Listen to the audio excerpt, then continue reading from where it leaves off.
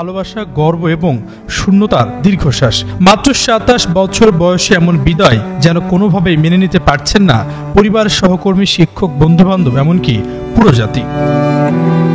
সোমবার মাইলস্টোনে যুদ্ধ বিমান বিধ্বস্তের পর বিমান বাহিনীর পক্ষ থেকে জানানো হয়, ত্রুটি আঁচ করার পর পাইলট বিমানটি ফাঁকা জায়গায় নিয়ে যাওয়ার চেষ্টা করেও ব্যর্থ হয়েছেন। আর এই ঘটনার প্রত্যক্ষদর্শীরা বলছেন, তারা একটি গাছে প্যারাশুট ও বেলুন আটকে থাকতে দেখেছেন।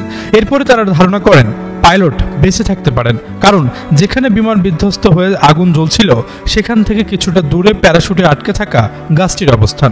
শেষ পর্যন্ত পাইলটকে উদ্ধার করা হয় ঘটনাস্থলের কিছুটা দূরে থাকা একটি ভবন থেকে।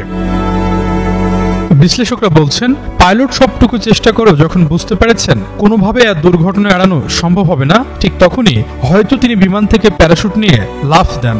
লাফ দেওয়ার পর প্যারাশুট গাছে আটকে যাওয়ায় সঠিকভাবে নিচে নামতে তিনিও ব্যর্থ হন।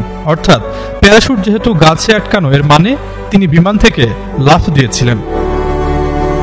এদিকে উত্তরার মাইলস্টোন স্কুল অ্যান্ড কলেজে নেই চিরচেনা পরিবেশ। সাজানো গোছানো ক্যাম্পাসের একাংশ যেন পরিণত হয়েছে ধ্বংসস্তূপে। বুধবার তৃতীয় দিনেও আশেপাশের বাতাসে ভেসে বেড়াচ্ছে পোড়া গন্ধ। আচমকা বিমান দুর্ঘটনায় ঝরেছে একগুচ্ছ তাজা প্রাণ। নেই কোনো কোলাহল, হই হুল্লোড়। প্রধান ফটক বন্ধ থাকলেও বাইরে উৎসুক জনতার ভিড়। বেড়া বাড়ার সঙ্গে সঙ্গে ভিড়ের পরিধিও বাড়ছে। আশরাফুল ইসলাম, যুগান্তর নিউজ।